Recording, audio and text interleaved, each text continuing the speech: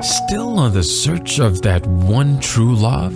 On the limbo in this crazy world of dating, marriage, relationships? Well, listen to the Golden State Media Concepts Relationship Podcast, your one-stop podcast for everything about relationships.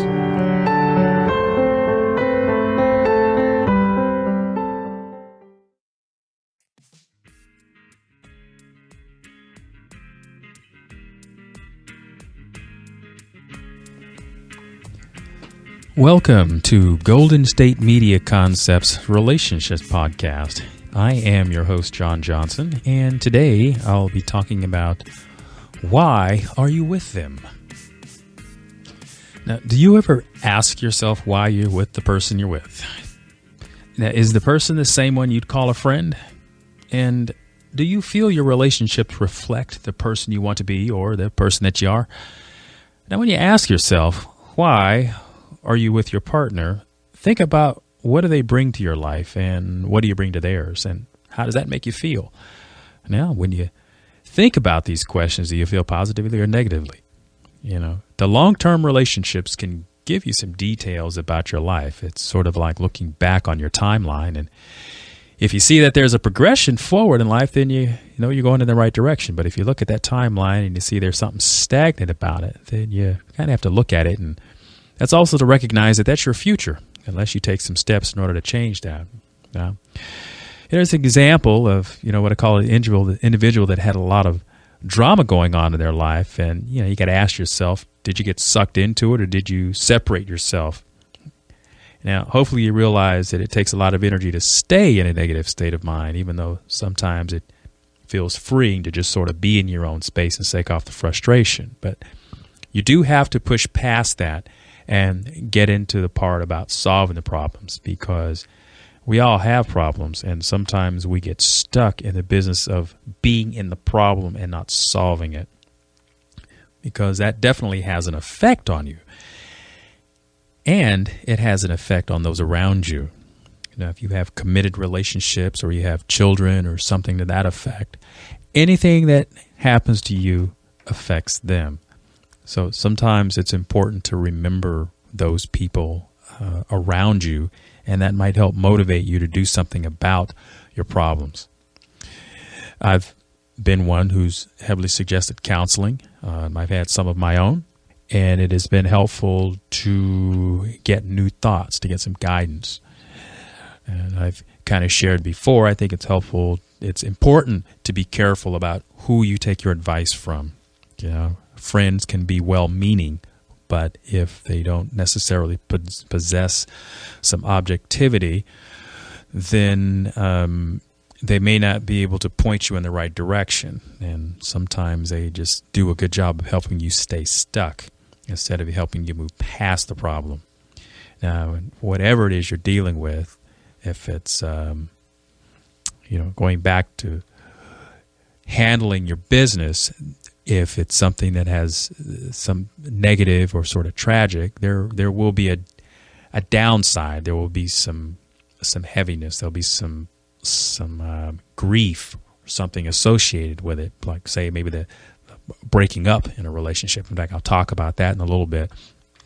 But that's to be expected. And then you begin to work on the problem. And problem solving is a skill that we all need in life.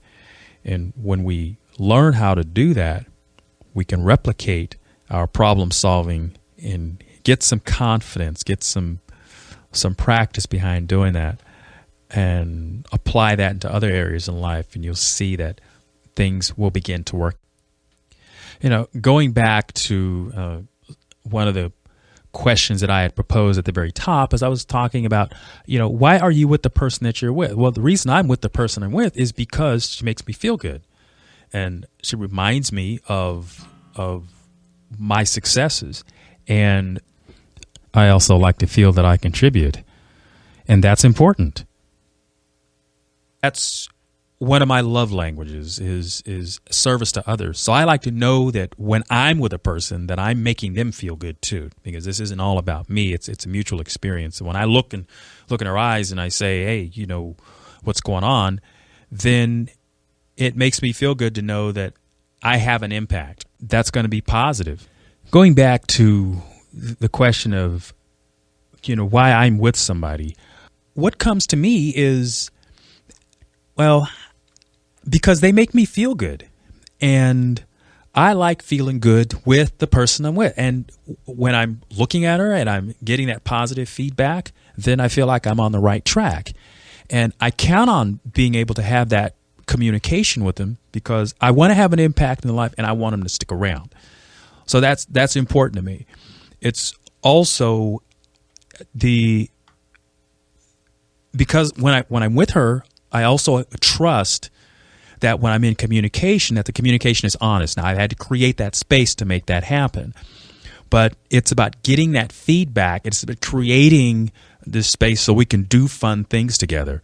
And also, when there is something in the way of a problem, that it can be discussed with mutual respect and knowing that I'm not always going to hear things that I'm going to be happy to hear. That's clearly because a relationship, it's never always perfect. There are differences and there are disagreements, but it's about being able to work through those disagreements, creating the space to do that, creating the language, and both of you are working to do this because it can't just be one person always being the doctor in the relationship and the other person always being the patient, because that's tiring. That wears a person out. It wears the love down. So if you have that kind of relationship that's stilted in that direction, then you got to find some way to achieve some balance. And I think there's plenty of books out there that are designed about how couples operate. There's books out there about how to solve problems together. And then it's not always about problem solving. You got to find space to where you're doing stuff together as a couple. That you share those things. And it's not about relationships always people being in their separate camps. I mean, we find that happens when relationships are breaking down, that people just tend to go to their corners and retreat there, and they stay. Everybody needs to have their safe space in a relationship. If it's just to be able to think, if it's just to be able to move around and not be impacted by somebody else's presence. I mean, we have responsibilities, but this is about being able to operate in the relationship and have your own personal space. Because remember, you are in the relationship to be together, but that's also respecting the idea that we are individuals as much as we are a couple. And sometimes when people get together, and if they're really needy, they forget that there's individuals. And we all have differences of opinions. We can, and some things are very polarizing, meaning that you can be at opposite ends of this. When it's relationship material that's polarizing, then you got to find a way to come to the center on that and develop something that we can create a bridge. But if it's just topics, then it's okay to have a difference of opinion. You're never going to agree on everything. And I find that when that happens, that's rare. It's unusual. I think that stuff kind of happens in the honeymoon phase of a relationship. But when you kind of get into that space, when you're operating, you're on that highway of life, the highway of relationship, then people will take different off-ramps and you're going to have different choices. How many times do you just always like the same food? I tend to be a creature of habit, but I know people that won't go to the same place 4 times, and by the second or third time they're done with it. Well, I'm a little different. Like I said, I'm a creature of habit, so I will tend to go to the same cafe and pretty much eat the same thing because I know I'm going to be okay with it. One of the other reasons I'm with the person I'm with is because I like to know that I bring a sense of peace, a sense of purpose. I like to talk, and whether it's the politics or whether it's the religion, the topic of the day. I like, I really like being heard, but also I like hearing somebody else's viewpoint, because I know that I don't have all the information, and a person who's really well informed and wants to share that with me in a way that, respects who I am, that's beneficial, because I like being able to carry that, and it makes me think. I'm a thinker.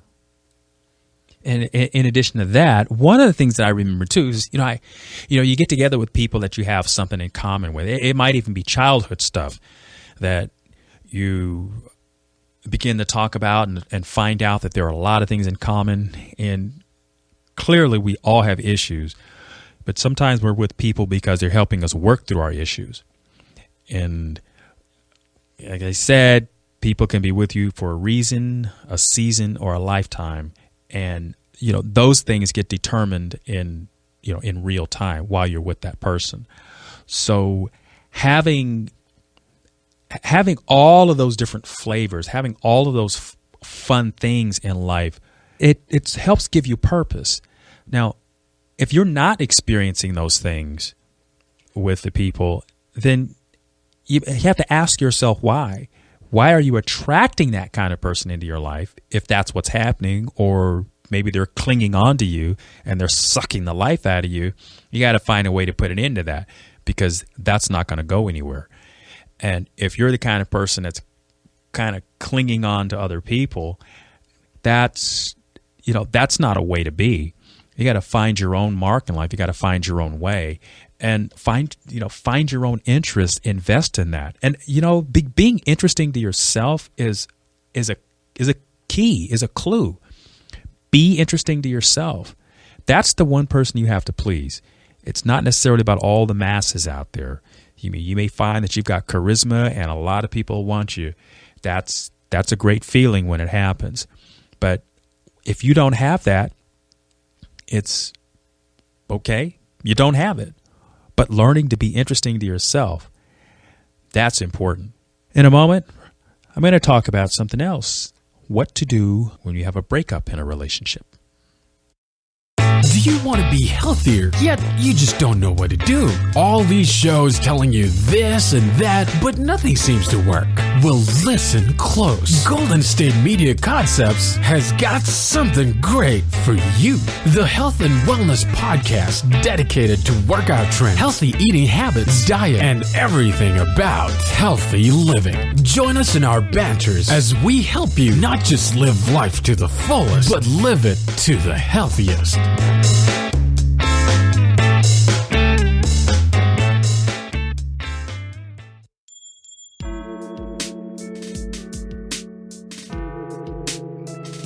Relationship breakups are something that we will experience in life over and over and over again. I mean, it's a change, just like many things, but it certainly has an impact on us. And when you have anything could be a breakup. It could be a disagreement between siblings. It could be boyfriend and girlfriend, husband and wife, partner and partner. These all impact us emotionally, and that's why relationships, why I'm talking about that. But let me tell you the feelings that I've experienced when I've had this sort of thing. I felt lost, felt definitely very disconnected, and disconnected from my existence, from my being, because the relationship was incredibly important to me. And I think the loss had to do with feeling like I was important to someone, and now I'm not important enough for them to continue to be in my life. And it's that feeling that hits you in the pit of the stomach. Sometimes it'll drop you to your knees, and you cry a lot. There's just a heaviness that comes over you, and it is hard to shake it. That it's a sense of grief, and when you lose something that's very important to you. And people, they become part of your life, and then they get torn away from you. Then that's a very, very, very hard thing to deal with. And we don't necessarily get practice at that before it happens, but if you're a little older and you've experienced loss, either because of a relationship breakup or maybe even possibly the death of someone, I mean, that certainly has some finality to it, then you're kind of forced into experiencing these things.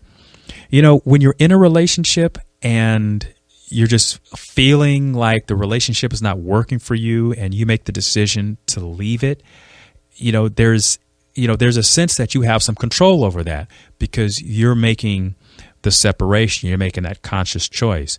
But when you're on the receiving end of that, or maybe you're getting caught blindsided by that, that feeling is probably a little more desperate, a little more, you're just lost. And I mean, I've certainly been there. And I think the thing to have happen at that point is to realize, look, it's happened and it's going to feel like crap for a while. That you don't have control over the other person and what they're going to do. If they make a decision, they make the choice to leave the relationship, leave you, you have to accept that. And it gives you that time and space to begin to work on yourself. Now, you're definitely going to feel terrible about it. And I don't believe in isolating yourself when you have something like that happen. I think you should share your feelings with somebody you trust, a friend or a relative or something like that, so that you're not alone. But it's not about having time to, or taking the opportunity to jump back into another relationship. I think you need to feel the feelings of what you're going through and not necessarily try to avoid it. I think sweeping something like this under the rug, what it does is that it puts you in a place of not really being in touch with yourself.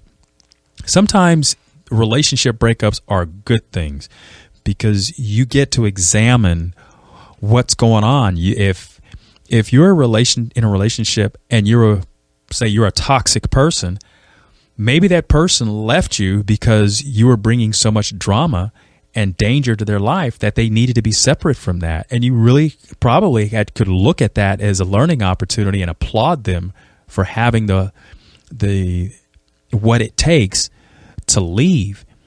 And there's a lesson in that. Now, if you're the person that's on that receiving end, and let's say you're not the person that caused the drama, but you're the person who's probably felt like you were the stable one and holding things together. Well, you know what? Now it's time to hold yourself together. You can recreate your life in a new way. You still have the experiences that you had in that relationship. You can carry that forward with you. If you're used to going to the theater or something else with that person, you can still do that on your own. And sometimes that's a really good thing to learn to be able to do, because what it provides for you is the understanding that you can take care of yourself, that you don't have to have somebody else to do it. Taking care of yourself isn't always about money. In this case, taking care of yourself has to do with being emotionally able to take care of yourself. That's a position of strength. That is something that every person needs to learn how to be able to do, is to learn to take care of yourself emotionally. Because when you depend on other people for that, then you're at risk for being hurt and destroyed and upset just time and time and time again. Now, you learn to depend on people when you're a child, because that's how this thing works. You learn a lot of examples about how to be in relationships from examples that you've seen. Now, how you perceive those things to progress, that we all grow up and we can modify this to our own existence. But it's as you become an adult, you can't do things the way you did them as a child. You can't always be dependent upon someone else. You need to learn to take care of yourself. And when relationships go through this kind of transition, that's an opportunity for you to learn to be a different kind of person. And whether it's taking a class somewhere, where it's going to church, whether it's Zumba, jogging, cycling, or taking walks, eating more healthy, just if changing a wardrobe, whatever those kind of changes are. And again, it doesn't have to always be about money. That's the last thing I want to emphasize. But I want to really emphasize taking care of yourself, reading, getting to know yourself. That is most important. And when you change, as you go through that metamorphosis, you will come out on the other end a different person. And here's an interesting thing. And a lot of times it's not going to occur to you when a breakup happens. But if a person leaves a relationship from you separate, and hopefully you get some information as to why the breakup happens. I mean, some people don't. Some people just get left and they have no idea why it changes. I'll try to touch on that in a second. But if you have that information that the person left because you drank too much, or you were toxic in other ways, you were irresponsible with your money, then those are things for you to work on. Take that information and, again, be grateful that you got it. And if you didn't take the warning information when you were in the relationship, well, now's the time to work on it.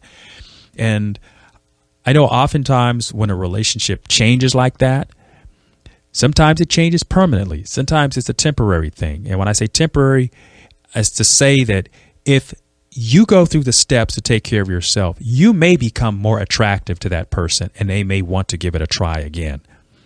Because I don't think they just stop loving you right there on the spot. I think they continue to love you, but they also understand that they've got to love themselves in order to be able to stay safe and take care of themselves. And that's a hard stretch, because some people are just used to being they're used to being martyrs, and they're used to sacrificing themselves, and they don't get the courage to leave or to make a change because they're so afraid. But the thing is, when you continue to do it the same old way over and over and over again, you can look at your past, and that's going to determine your future. So by making changes, you're giving yourself an opportunity to change it. So if you're the person that's leaving or the person that gets left, it applies to both equally. So you can look at that. Now, for the person that didn't want to leave, the person who got left, let's say that, you have a hard road ahead. It's tough. Expect it. It's not different for anyone. We all go through those disappointments, and we feel like, I didn't want this to happen. Clearly, you didn't want it to happen. But again, you get to take your life into your own hands and make some improvements in who you are. There's always something that you can work on. And whether it's your attitude, or if you're a martyr, then you can work on not being a martyr. If you're selfish, then you work on being a little less selfish. And sometimes the opportunity also opens itself up that you can be caring and nurturing towards other people. And, how many times have we heard this, that one of your friends, when they find out that you've broken up, then you start finding out information about the person, and you thought, wow, I wish I'd have known that a long time ago, and maybe I would have made the changes then. The person could have been real toxic, and you're lucky to get out of it. So, those are things to consider. Dealing with a breakup is hard. We've all been there. But share with your friends that you're going through a rough time. Give yourself time to grieve, because when that happens, then it's obviously a change in life situation, whether it's a divorce or a breakup or the death of someone. That's a separation. There's the grief that happens. See, all of these things are dealing with a type of grief. There's a grief that happens, and I want you to be able to take that on. And don't forget that there's people out there that want to help you. There's counselors. There's clergy. There's people in your church that can show some compassion towards you, and open yourself up to that. Don't feel that you have to take it on all by yourself, because that could make it take even longer to get over it. Because the one thing that happens to people when they're stuck is they don't have any new ideas. That's what being stuck is. So being stuck, it's important that you get fresh ideas so that you can change the outcome for the future. And we'll be right back. after this. Tired of searching the vast jungle of podcasts? Now listen close and hear this out. There's a podcast network that covers just about everything that you've been searching. The Golden State Media Concepts Podcast Network is here. Nothing less than a podcast bliss with endless hours of podcast coverage. From news, sports, music, fashion, cooking, entertainment, fantasy, football, and so much more. So stop lurking around and go straight out to the Golden State Media Concepts Podcast Network. Guaranteed to fill that podcast itch, whatever it may be.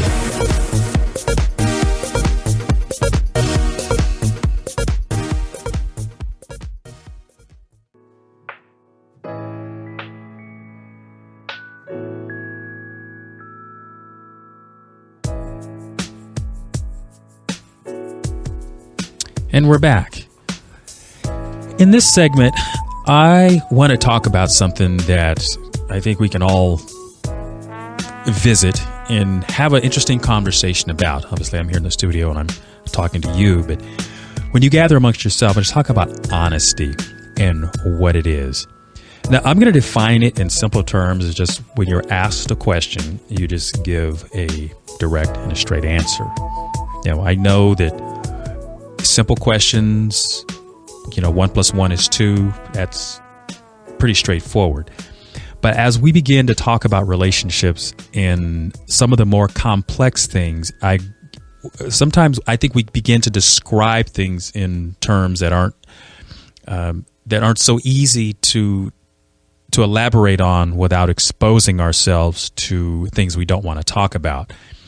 And therefore, the vulnerability when we talk about honesty and how these conversations can lead us to say things that aren't true or omit things that probably should have been said. Now, sometimes you don't even know one way or the other until you've had the conversation and think back on it. Now, I've certainly been guilty of omitting probably what I would consider material. Now, this is after I've had the conversation and thought about it. But when speaking about honesty, here's the thing. It merits a discussion between two people about what honesty is and how they're going to go about it. Because I find this to be fascinating because we all have different perceptions of what we think goes on. Because in a conversation, there's what you interpret the person is saying, and there's what the person intended for you to hear. And there's also the part about trying to be heard, that is when you're the speaker, and wanting to be understood. Sometimes it's not about hiding things, but it's about talking about things that are material. Sometimes there's the quote-unquote omission of facts. Well, blatant omission of facts, and I don't have to go into a lot of detail about that, is, we call that lying. But sometimes when you're talking about your past, and I think this is why this topic came up for me, is that when you're talking about your past, it's what's important to discuss, because some things have no bearing, no reflection on the relationship that you're currently in. I'll give you an illustration of something that would have a reflection on. For example, if you have a communicable disease, which could be transmitted to someone else, or if you yourself have a condition or something like that, you're getting into a relationship, and that may impact may impact the other person. Or let me start over. If you have So let me give you an example of something that, when we're talking about honesty, that when you're reflecting on your past, is whether that is actually going to impact the relationship that you're in. If you have a communicable disease, if you have AIDS, for example, that certainly is something that you would want to share with your partner, because that's something that could determine their health, you see. So that's not something that you could possibly omit. If there were an old relationship, whatever happened in some of those old relationships, that may not have a bearing on what's happening now. So that's really clearly a judgment call. But again, we can talk about honesty, and something to think about when we're having this honesty conversation is some people don't remember a lot of things until they're prompted. I'm one of those kinds of individuals. There are a lot of things that don't come to mind because my mind tends to fly ahead and go lots of different directions. But when I'm having a conversation about something, I may not remember or recall all those things unless I'm prompted. And then the discussion can happen about something. Or if I see some notes that I have written down from somewhere, I mean, I can recall things from many, many, many years ago. Some of those things are interesting trivia, but what I'm really trying to address is, in terms of the honesty thing, it has a lot to do with when you get into those conversations and you're having to share things that potentially could ignite something. And if you're thinking that you don't want to say something because it's going to start, it's going to start an argument. That's probably the thing that you need to be saying, because omitting things, it usually comes back on you. This conversation probably is going to take more than 1 or 2 sessions to have, because usually when we're starting these conversations, you step away from it and then other questions come up. And then you have the conversation again, probably recapping and then talking about things and then trying to get it worked out. If you go too long with this and you keep introducing new stuff, then it seems to start the cycle all over again and you don't get to the end of it. And that's when people tend to have a problem with your integrity. Integrity in a relationship is pretty doggone important. I can tell you that. I have someone I've learned hard lessons about that. And there have been times when people have made, mistakes and have blamed me for things that didn't happen. And I know how terrible that felt. But on the times when I wasn't completely honest, I had to walk the plank. I had to walk that tightrope and deal with the fallout that comes with the territory. But I have learned that we all get to be on both sides of that, and being able to show compassion to someone who has wronged you, let's just say it that way, hasn't been honest with you, didn't tell you things that you needed to hear, can probably go a long way towards at least showing you your humanity, your grace. But having learned something about it myself, it really shaped my idea and my attitude about how to treat people. A person's reaction is going to be their reaction. Some people are going to hate you and not want to ever deal with you because you've lied to them. And that's their prerogative. Other people may be forgiving. And you know what? It usually depends on what it is. And you got to take those things into account. But when I talk about the honesty thing, I'm really also talking about the space in the relationship where you create that so that you can talk about stuff and get it worked out. Because I think we all know what betrayal feels like and what it does to us on the inside in terms of how we react to it. And some of us don't react very well.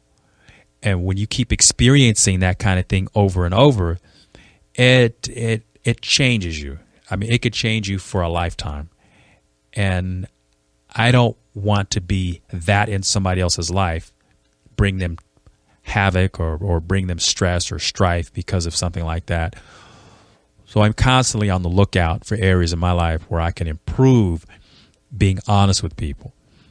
Now, there are a lot of times that I'm very quiet when I'm very contemplative, because I also know that everything doesn't need to be said. Meaning, if it's just my feelings, that's not just about being honest. Sometimes that's being brutal. But when you're sharing your feelings, that's one thing. When you're responding to somebody's question and what you know, what's material fact, you separate that from just the noise, just the gibberish, just the chatter that goes on. See, that's important. Material things, I think we all know what those are. And it's important to be able to say what you need to say. Creating a space in the relationship to have that kind of conversation, having the conversation, and then being able to move forward. And by doing that, that relationship has an opportunity to grow. One of the things I talked about in the last segment was dealing with breakups. And oftentimes, lack of honesty causes the breakup. And it's that moment when you look at it, that you've been lying, that you haven't been telling the truth, somebody finds you out. There's an opportunity for you to look at yourself in the mirror and say, I need to do better at that. Why did you lie? You could have lied because you were afraid. We all have fears. And sometimes we think that's justification. Well, to the person that's listening to that, it's probably not good enough for them. And we've all been there. So I ask you to think about that and talk about honesty, get it defined, get those things worked out when you're in a good space. Because when you're trying to redefine those things in the middle of a breakdown in the relationship, in arguments or something like that, then you're going to be all over the place. You're not going to find common ground because you got the person that's being questioned about it, and then you got the person that's asking the questions, and it's probably going to be difficult to find some common ground when the relationship's under attack like that. So you got to do it, and you got to think about that. So when you're meeting someone or you're developing a relationship, something of more of an ongoing kind of thing, I think that's an interesting thing to talk about. It's just as important as it is to find out, where a person likes to eat or, styles of clothes they like to wear, where they like to go, those kinds of things. I think it's important to talk about, hey, what's your definition of honesty? Because you really get down to some philosophy about how people are living, how people are going to treat you, and also what their expectations are. And that's good stuff, okay? That's really good stuff. Look, you've been listening to John Johnson. This is Golden State Media Concepts, and this is the Relationship Podcast. And thank you, and until next time.